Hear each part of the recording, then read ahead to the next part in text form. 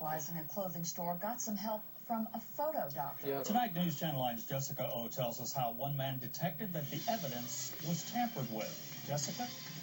Calvin, Tracy Canas says a man walked into a store asking him to take a closer look at pictures taken from a surveillance video. These pictures were evidence against this man, and Canas says there's fingerprints all over this picture, proving it's been changed.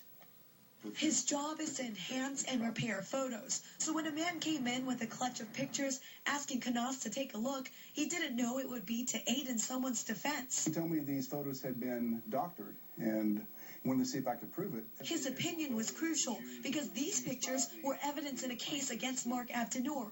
He was accused of vandalizing Giorgio in downtown Chattnooga with pictures as the proof that he did it.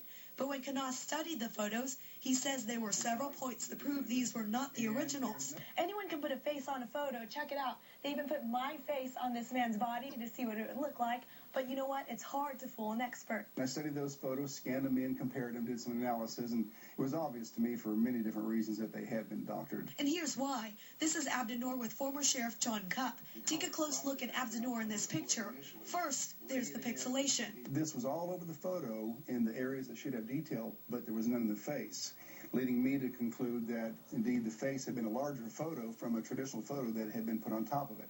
In the photo, the suspect is holding an umbrella. The doctored image shows otherwise. There is no umbrella shack in front of his face. In fact, there is a face there now where there was no face originally.